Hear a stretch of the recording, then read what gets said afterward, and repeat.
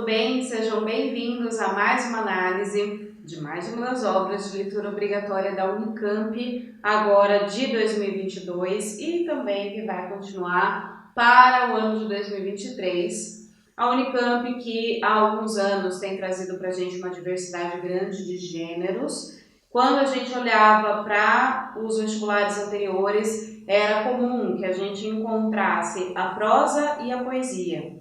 E entre esses gêneros, a gente tinha então os romances, né, na prosa, e na poesia as coletâneas aí, dos autores. Só que a Unicamp, então, como eu disse, de uns tempos para cá, tem trazido uma diversidade maior de gêneros, como, por exemplo, o teatro, com as crônicas, com os contos, e inclusive agora também com a carta, relato de viagem, né, também já aconteceu. Então a gente tem aí uma diversidade grande para a gente poder brincar dentro desse universo literário e a gente poder discutir as questões importantes, porque a gente tem que lembrar que literatura é também, além do entretenimento, a discussão a respeito do nosso tempo e invariavelmente, felizmente ou infelizmente, a gente vai verificar que há uma tendência de repetição de ciclos. Inclusive nessa obra específica de hoje, nós vamos falar sobre a obra Bons Dias, do Machado de Assis, uma coletânea de crônicas, então a gente vai ver exatamente essa mesma tendência. Antes da gente começar, eu quero pedir então para que, caso você não seja inscrito aqui no canal, que você faça a sua inscrição, que você ative o sininho de notificação, porque daí todos os demais vídeos que serão postados aqui, você vai ser notificado quando isso acontecer e aí você não perde nenhum dos conteúdos que vão com certeza te ajudar com a sua aprovação agora nos vestibulares todos. Então, sem mais enrolação, a gente vai começar então com essa análise dessa obra. E antes da gente falar da obra em si, eu quero falar um pouquinho a respeito do contexto literário, de movimento literário mesmo, da obra, e também um pouquinho sobre o Machado de Assis. Pode ser que você já tenha lido alguma obra dele, seja algum romance, ou algum conto, ou mesmo alguma outra crônica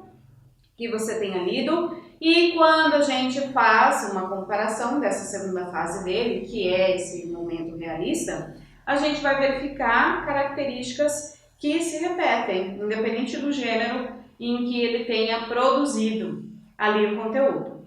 Então, quais são essas características? Primeiro, a questão das figuras de linguagem, das quais ele se utiliza com muita frequência. Uma das funções da linguagem também, que ele se utiliza com muita frequência nas suas obras. Então, a respeito das figuras de linguagem, metáfora e ironia. Toda vez que a gente pensa em Machado de Assis, automaticamente essas duas palavras aí, essas duas figuras de linguagem, vêm à tona na nossa memória.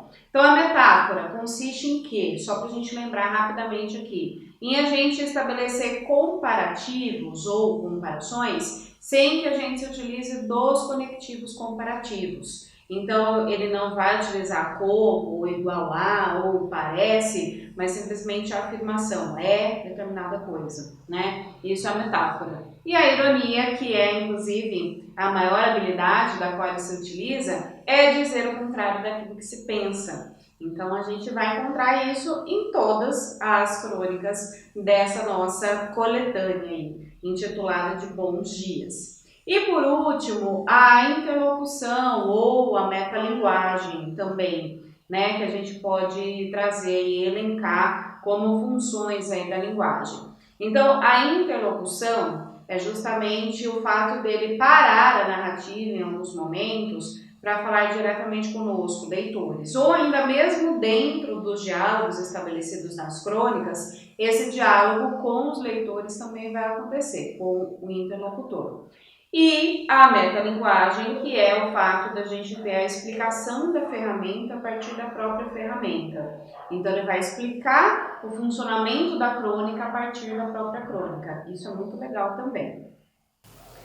Inclusive, é importante a gente conseguir definir o que é, né, então, uma crônica, porque, inclusive, também existe muita discussão a respeito disso, de como definir o que é crônico, o que é um conto, qual que é a diferença entre esses dois gêneros. Então, basicamente, a gente vai encontrar o que na crônica? Uma estrutura narrativa curta, com poucos personagens envolvidos. O tempo também que as ações vão ocorrer também é relativamente mais curto do que em relação ao conto, por exemplo, mas está baseada a crônica naquele mesmo contexto do conto também. São as ações do dia a dia, aquilo que acontece com qualquer um de nós no dia a dia mesmo, no cotidiano. E a intenção da crônica é que ela possa ser facilmente substituída por outra, porque a crônica ela é um gênero jornalístico. Então, inicialmente, ela surgiu para que fosse publicada nos periódicos, nos jornais. E a ideia do periódico é justamente que ele se renove. Então, se eu leio uma crônica hoje, eu posso facilmente me esquecer dela por essa estrutura mais curta, pelos assuntos serem mais simples também, justamente porque eu sei que amanhã ou na próxima publicação eu terei acesso a mais uma crônica, novamente. Então a crônica tem esse caráter efêmero mesmo, bem passageiro, para que a gente possa substituir o assunto da crônica de hoje pelo assunto da crônica de amanhã. Porém, quando a gente pensa nessa obra específica de Machado de Assis, a gente tem como contexto acontecimentos políticos do nosso país. E aí, automaticamente, a gente sabe que eles não são assuntos que possam ser esquecidos ou que devam ser esquecidos. Inclusive por esse caráter cíclico, que eu comentei agora há pouco, do fato da gente ter a repetição de determinados comportamentos, determinadas posturas ao longo da história do nosso país. Então, muito do que a gente vai ver nessa coletânea de crônicas, a gente consegue encaixar perfeitamente em pleno século XXI e agora, inclusive no ano de 2021 também. Então, de novo, embora a crônica como gênero literário tenha esse caráter de efemeridade, de pouca duração e de pouca lembrança, não é o que acontece com essas crônicas específicas. Até porque a gente tem que pensar também que elas foram publicadas depois, né, não na época em que elas foram publicadas originalmente, mas agora em formato de coletânea, de livro. Então não dá pra gente simplesmente esquecer, porque elas estão lá, guardadinhas para sempre, a partir da publicação em livro. Mas na época a publicação em jornal traria então como sugestão essa questão da gente poder substituir, embora também os assuntos fossem frequentes e se repetissem pelo contexto que estava sendo representado ali, ok? Então vamos lembrar um pouquinho desse contexto. Primeiro, essas crônicas foram publicadas então com um anônimo, a partir de um anônimo. Então, automaticamente, inicialmente, não se sabia quem é que estava fazendo tais publicações. E essas publicações ocorreram de 1888 até 1889. E em 1888 elas começaram em abril, ou seja, um pouquinho antes da proclamação, então, da libertação dos escravos, né, da Lei Áurea. E em 1889 elas finalizaram, né, elas pararam de ser publicadas em agosto de 1889, ou seja, um pouquinho antes da proclamação da República. Então é um período conturbado dentro da nossa história e que trouxe muita efervescência de ideias, de oposições, de posicionamentos políticos, inclusive, de adoção de novas visões, novas entre aspas. E tudo isso, claro, precisava ser extravasado de alguma forma. Dentro da obra do Machado de Assis, ele encontrou então um caminho bastante seguro para fazer isso a partir dessas crônicas anônimas. Por quê? Elas não representam exatamente o posicionamento dele, do Machado de Assis. A gente pode até considerar isso. Porém, elas trazem possivelmente a voz das pessoas que estavam ali, né, convivendo, que tinham como contexto aquilo. Que é mais ou menos o que acontece hoje quando a gente olha para as manifestações todas nas redes sociais, de acordo inclusive com tudo que ocorre ao nosso redor. Em termos políticos ou econômicos, a gente tem então pessoas que vão publicando suas crônicas, não de maneira anônima, né, claro, a não ser que ela tenha criado um perfil que não seja o perfil dela mesma, mas ela vai ali então compartilhando com as pessoas das suas redes sociais as suas ideias, as suas impressões, e não necessariamente essas ideias e impressões sejam de foro íntimo mesmo, sejam aquilo que a pessoa acredita de fato, mas aquilo que ela sente necessidade de discutir. Isso é bem interessante da gente considerar a partir dessas crônicas, porque a visão do Machado de Assis era da necessidade dessa discussão, mesmo que em determinados momentos, em uma ou outra crônica, não fosse a representação da opinião dele, de fato. Até porque ele estava escondido nesse anonimato, e também pelo fato de que as crônicas têm narradores diferentes. É isso que a gente vai observar também durante essa nossa conversa aqui. Sobre o contexto literário, é o contexto do realismo. Então a gente sabe que todos aqueles excessos cometidos durante o romantismo foram deixados de lado, e a proposta realista era essa observação atenta a respeito da realidade em que nós estávamos inseridos, e a partir dessa observação atenta, a observação de maneira mais refletida sobre aquelas características mais negativas. Aqui no Brasil, não é surpresa para ninguém, em nenhum momento histórico a gente se livra dessas características negativas. Então, tudo aquilo que é classificado como mazela social vai saltar aos olhos. E dentro desse contexto, então, faltando um pouco mais de um mês para a questão da abolição da escravatura, claro que esse assunto vai se tornar aquilo que é mais urgente de ser discutido, de ser debatido. Então é isso que a gente vai ter como base para boa parte das discussões a partir das crônicas. E não só isso, também o fato da gente ter a monarquia passando por um processo de desmoronamento, e a partir disso, então, a proclamação da República. Então a gente tem dois eventos aí que estão interligados entre si e que são responsáveis então por transformações, porém essas transformações elas são muito superficiais, porque embora as discussões estivessem acaloradas e esse desejo, né, de realmente se viver um momento melhor aqui no Brasil fosse real e estivesse acontecendo, não foi exatamente o que a gente viu acontecendo na sequência. O que nós tivemos foi a manutenção do poder concentrado somente entre quem era a elite econômica do nosso país, e a população sempre sendo deixada de lado em todos os projetos, em todas as decisões, em todas as questões aí que envolvem a administração pública do nosso país. Então, na verdade, nada mudou. Porém, as mudanças que foram provocadas foram mudanças negativas e não positivas do ponto de vista social, que é o que é mais importante e que é exatamente o assunto da maior parte dessas crônicas aí. Então, vamos falar sobre isso. Outra característica muito presente nas obras todas, não só nas crônicas, e essas em especial, dessa nossa coletânea aí, intitulada de Bons Dias, a gente tem o fato do olhar pessimista do Machado de Assis, que é muito típico também do realismo, de uma forma geral.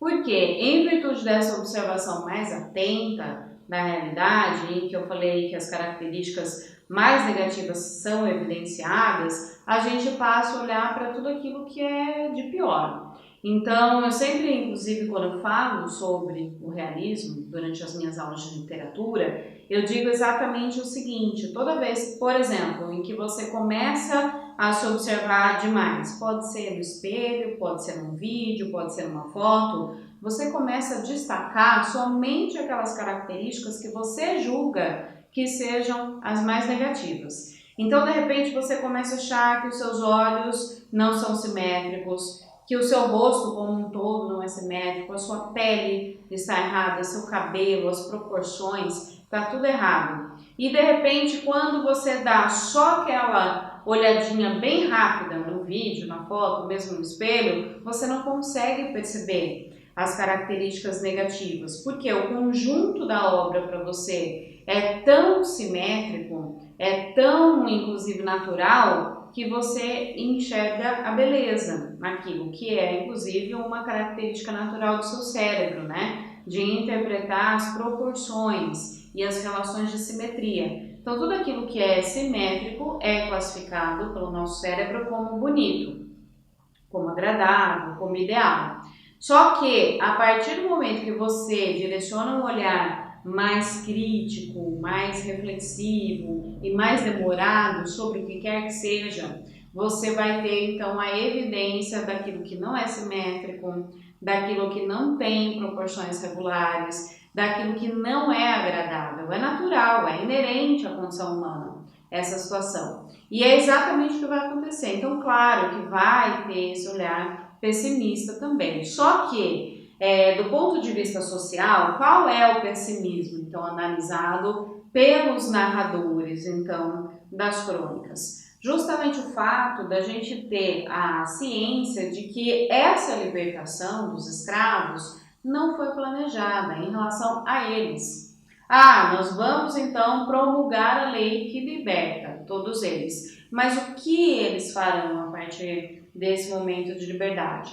E, inclusive, há a insatisfação desses proprietários, dos escravos. Por quê? Uma vez que eles terão que ser libertos, a posse que era, então, desses proprietários deixa de existir. E a posse era moeda, tinha valor econômico, porque, inclusive, eles compraram essas pessoas. Então, como fazer com que tanto os senhores dos escravos quanto os escravos fossem de fato atendidos a partir desse processo da libertação? Porque, inclusive, também, gente, é importante a gente se situar historicamente e lembrar que não foi de uma hora para outra, né, que a Lei Áurea foi promulgada lá no dia 13 de maio. E em momentos anteriores à libertação dos escravos, nós tivemos, então, algumas outras leis, como, por exemplo, a lei do ventre livre, a lei dos sexagenários, né? Então, nós tivemos outros momentos aí, ou seja, era um assunto que estava em pauta para ser discutido muito tempo antes da libertação de fato ocorrer. Isso significa que houve tempo para planejamento, houve tempo para alguma estratégia ter sido elaborada, só que não foi o que aconteceu. Então, esse pessimismo é de acordo com essa situação, com o fato de que, peraí, tudo bem, nós estamos lutando realmente pela libertação dessas pessoas, mas o que será delas depois que a libertação ocorrer?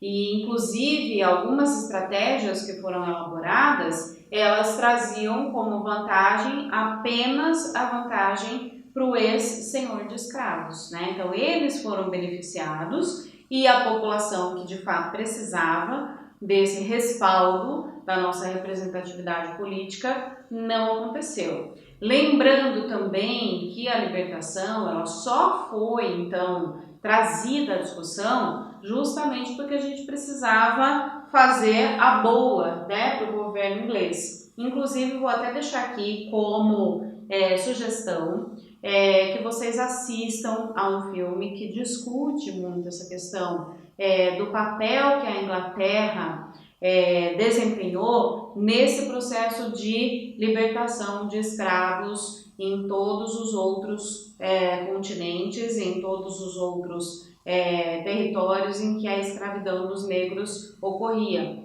O filme, o nome dele é Amistad.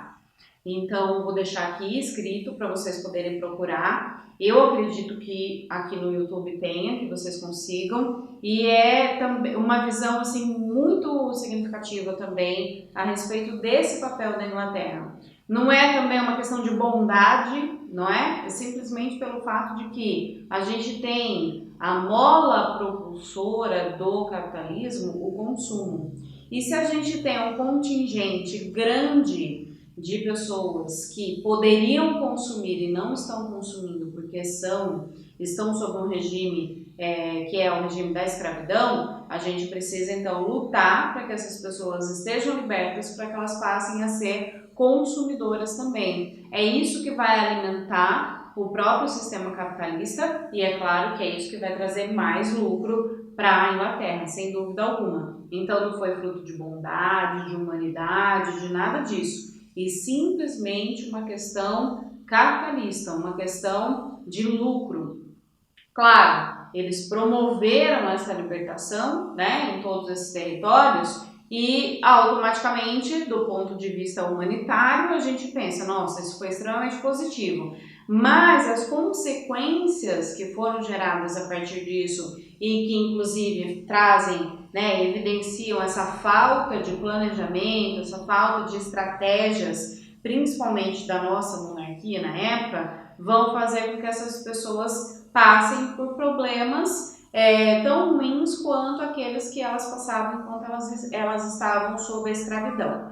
Por exemplo, em uma das crônicas, um dos narradores, então, traz para a gente essa ideia, então, de que ele está se adiantando, né, a promulgação lá da lei. E por que ele se adianta? Justamente pelo fato de que esse né, da libertação dos escravos já estava acontecendo. Inclusive o próprio ministro da Justiça da época, este é um ponto importante dessas crônicas, porque a gente tem a menção aos cargos, aos partidos e também às próprias pessoas, né, aos nomes das pessoas que ocupavam esses cargos, como uma forma de legitimar toda essa discussão. Então não é ficcional, né, apenas. Claro que a gente tem esse caráter ficcional do narrador, ou melhor dizendo, dos narradores das crônicas, mas o contexto não é ficcional, não é inventado, é real, né? E quem respalda essa realidade é justamente a menção a esses cargos, a essas pessoas e o próprio contexto também que a gente está falando a respeito de datas. Crônica só é chamada de crônica porque a gente traz aí a questão do tempo, né? Das datas sendo trazidas para a gente, e datas reais, inclusive. Então, dentro desse contexto, essa ideia da abolição, então, da escravatura, já estava acontecendo, como disse, né, até 2 meses antes dela acontecer de fato, ou melhor dizendo, anos antes, com as outras propostas de lei. Então, esse narrador, simplesmente ele se coloca nessa condição de que, olha, eu me antecipei, então, à abolição da escravatura e eu alforriei o meu escravo, que é o meu empregado mais direto, que é o Pancrácio. E esse escravo, então, mesmo alforriado, ele mantém uma relação de exploração ali dentro da casa desse narrador. Por quê? Ele recebe um salário irrisório, embora há a promessa de que esse salário aumente de acordo com o tempo e com o mérito também dele, e a manutenção do castigo físico e também dos xingamentos. Então, toda vez que esse empregador se sente mal atendido ou frustrado nas suas expectativas, ele dá piparotes no Pancrácio e ele não se coloca numa situação de revolta ou então de querer contestar aquilo. Essa visão é uma visão pessimista justamente porque traz a realidade, né, de que embora os escravos estivessem libertos, na verdade era só para inglês ver. Inclusive essa é uma expressão que é muito utilizada em várias crônicas dessa coletânea. Essa expressão de somente para inglês ver é literalmente. Então é uma forma só da gente ter lá um documento que mostre que o escravo realmente seja liberto, mas ele não foi liberto da exploração a que ele estava submetido. Ele não foi liberto das humilhações. Ele não foi incluso na sociedade. Ele continuou à parte. Então essa é uma discussão muito frequente na maioria das crônicas, como disse. O fato de que o escravo, ele deixou de ser escravo, mas ele não deixou de sofrer. Além desse caráter de que seja para o inglês ver, né, a abolição da escravatura, Há também a discussão a respeito do quanto o apoio aos movimentos abolicionistas podem servir de plataforma eleitoral. É interessante a gente também pensar no que significa isso para a época e até hoje também. Quando a gente pensa, então, no Brasil prestes a se tornar, né, uma república, deixar, então, a monarquia e passar para um outro regime político, a gente vê o desejo das pessoas que são da elite econômica de chegarem às carreiras políticas. A gente encontra isso, inclusive, em várias outras obras, em vários outros romances realistas, esse desejo, então, de ocupar um cargo político, seja como deputado, seja como senador, isso é muito frequente. A gente não pode esquecer, inclusive, que o realismo vai retratar para a gente esse contexto da elite, da corte do Rio de Janeiro. Então, automaticamente, essas pessoas mais abastadas, que são as pessoas, inclusive, que estudaram, que são as pessoas que, inclusive, são destaque dentro da nossa história, inclusive na literatura, são as mesmas pessoas que pretendem chegar a esses cargos políticos. Então, o que se discute muito nas crônicas também é o fato desses políticos não objetivarem, realmente essa questão do bem-estar comum, do bem-estar coletivo, mas simplesmente o reconhecimento social. Então, ser político é sinônimo de status social. Não há tanto a discussão do dinheiro em si, mas muita questão do reconhecimento social. Se a gente trouxer para a atualidade, é a mesma situação, né? Políticos, então, independente de partidos, de posicionamentos, inclusive de cargos que eles ocupem, que não se interessam, como eu disse, pelo bem-estar comum ou pelo bem-estar coletivo, e sim pela sua própria condição. Então, por determinados discursos, inclusive, a gente consegue perceber muito claramente isso, que aquela pessoa só se candidatou àquele cargo porque ela queria um palanque de fato, porque ela queria esse reconhecimento. Tanto é assim que são pessoas que mudam com muita frequência de opinião. Não que mudar de opinião seja errado, não é isso. Mas inclusive mudam de posicionamento, inclusive mudam de partidos. Recentemente a gente tem visto isso. Pessoas que sustentavam uma determinada postura até 2, 3 anos atrás e passaram a sustentar uma outra completamente oposta, ainda mais nesse contexto super polarizado que a gente está vivendo, politicamente falando, que é exatamente o mesmo contexto que eles estavam vivendo lá em 1888, 1889, é a mesma coisa.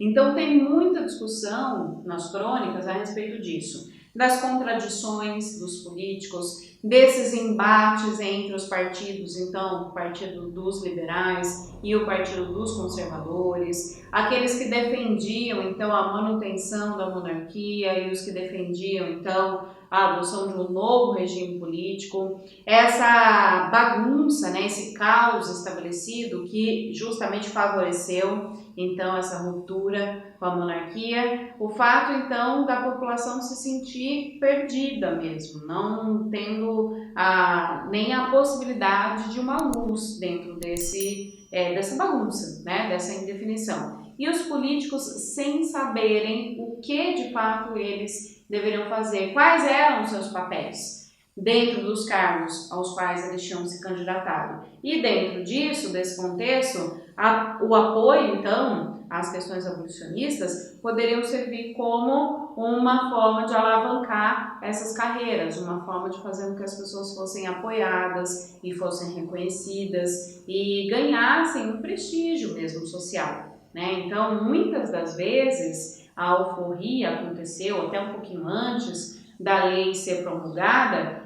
para que as pessoas pudessem ter esse reconhecimento. É o que acontece, inclusive, com esse narrador, né, que é o ex-proprietário do Pancrácio, porque os amigos organizam um jantar em homenagem a ele, que foi justamente nesse jantar em que houve a entrega da carta de alforria para o escravo, ou seja, todo um reconhecimento, um acontecimento a partir disso, mas como eu disse, não como um fato que de fato mudou a vida desse ex-escravo. Ele continuou passando pelos mesmos processos ali. Ele só tinha um documento que dizia que ele era livre, mas ele não era livre de fato. E essa discussão. Ainda a respeito do fazer político, esses conflitos, esse caos, né, que eu comentei agora há pouco, vão evidenciar, inclusive, que nunca houve, de novo, um planejamento, uma estratégia política do que fazer após a abolição, inclusive nem um consenso entre os próprios políticos. Então, essas discussões inflamadas, essa questão de não se saber exatamente, né, de não conseguir um atendimento de todas as expectativas, é que vai trazer essa questão tão conturbada. Interessante também que há uma oposição, né, um paralelo aí, entre esse desejo de modernização do nosso país e o quanto nós estávamos atrasados em relação ao continente europeu. Sempre foi o nosso espelho, né? Inclusive, especialmente a França, que tem também esse ideal libertário, que inclusive traria uma possibilidade de desenvolvimento, porque é a partir da França que os ideais iluministas vão se consolidar. Então, essa questão, por exemplo, da metodologia científica, inclusive teorias científicas que estavam em voga na época, que serviram de base, inclusive, para o realismo, para essa renovação literária, para essa renovação de pensamento, para essas discussões mais inflamadas a respeito do que é sociedade, inclusive também os próprios movimentos abolicionistas, todas essas questões tiveram como berço a França. Então a gente mira muito aquilo que a França significava na época, porém a gente estava muito afastado desse ideal. O nosso atraso era muito evidente. Então, por exemplo, a energia elétrica é algo que a gente vai ter como iluminação pública só 3 anos depois da abolição da escravidão, da proclamação, da República, né? O fato de a gente ter bonde elétrico também, porque o nosso país era essencialmente o quê? Escravocrata, monárquico, era um patriarcado, né? Era, não é ainda, e simplesmente atrasado, né? Então, quando a gente olha para esses ideais libertários, há um conflito muito grande com eles. Então, um desejo de ruptura com essa visão. Então, essas discussões serviriam como uma forma de demonstrar o quanto nós estávamos, então, a caminho do desenvolvimento e da evolução. Mas, de novo, foi tudo para inglês ver, porque não foi, de fato, o que aconteceu, né? Na sequência, depois mesmo da proclamação da República, a gente continuou com o mesmo regime, né? A gente poderia dizer, sem que a gente tivesse realmente passado por desenvolvimento. Em relação à linguagem utilizada, é uma linguagem mais simples, justamente em virtude da crônica ter esse caráter mais próximo, né, no interlocutor, diferente da linguagem que ele utilizava, que Machado de Assis utilizava nos seus romances, por exemplo, ou nos próprios contos, porque essa proximidade, essa assimilação com o leitor, ela precisa acontecer, né, pelo leitor, aliás, precisa acontecer. E também é uma forma de protesto, vamos dizer assim, em relação àquilo que o parnasianismo, por exemplo, discutiu. Lembram do parnasianismo, esse momento literário que traz a questão do preciosismo, de a gente ter um rigor formal muito maior em relação à língua, né? Por quê? A ideia é discutir justamente que a gente precisa de uma forma, então, de expressão que seja natural do brasileiro. Então, não adianta a gente ficar mirando em outros exemplos ou discutindo aquilo que não é nosso de fato.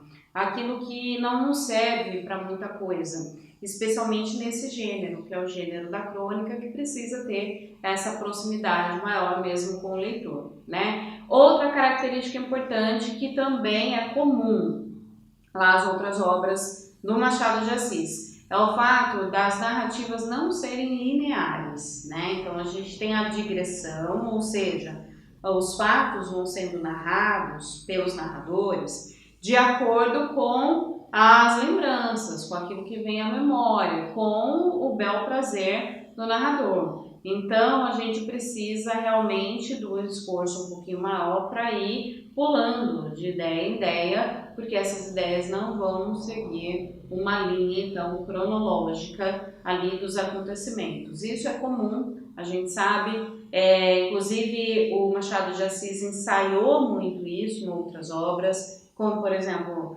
Memórias Póstumas de Brás Cubas, ou ainda Quincas Borba, né? A gente tem esse caráter aí digressivo, então muito daquilo que ele já tinha trazido em obras anteriores, obras que não são as crônicas, apareceram porque é o fazer literário dele, é aquilo que o melhor identifica, é aquilo inclusive que o destaca como um dos grandes autores da nossa língua, né? Então a gente vai ter aí vários caracteres especiais dele sendo selecionados e não poderia ser diferente, inclusive por isso que a Unicamp trouxe aí a exigência da leitura dessa obra, e especialmente pelo fato dela ser muito representativa desse momento atual que a gente vive. A indefinição política, embora a indefinição gere muita discussão, muita polarização, como eu falei, e em alguns momentos, quando você analisa os discursos de cada um dos lados, você encontra as contradições, você encontra o quanto essas pessoas estão perdidas e a própria sociedade, porque inclusive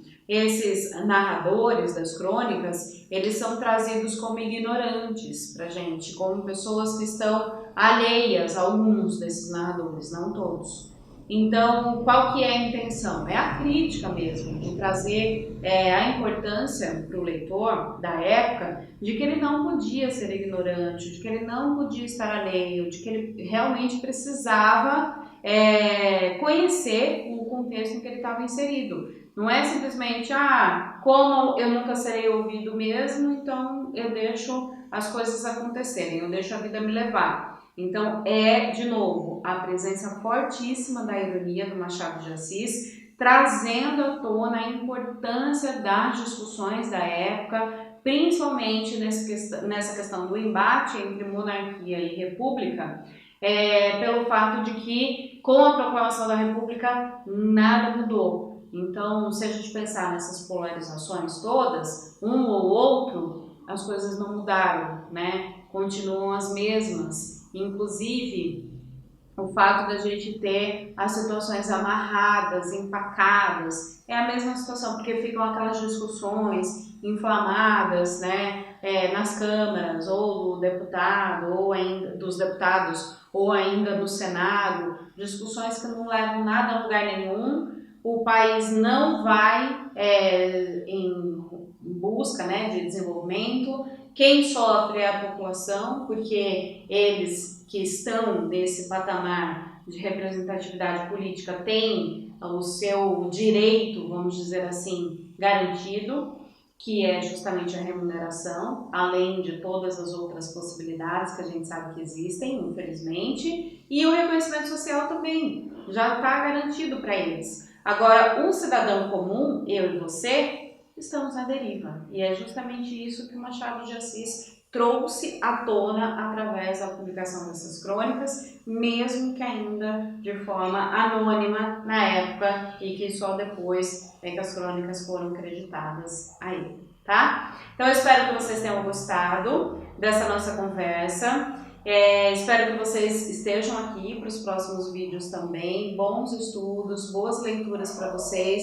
Tentem assistir aos filmes que eu tenho indicado aqui, porque eu acho que eles ajudam bastante também. E tudo aquilo que você já leu sobre o Machado de Assis, inclusive todas as obras que você possa ter lido, vai te ajudar com certeza a essa melhor compreensão de todo o contexto aí das crônicas também, tá bom? Então, bons estudos para vocês, um beijo e até o nosso próximo encontro.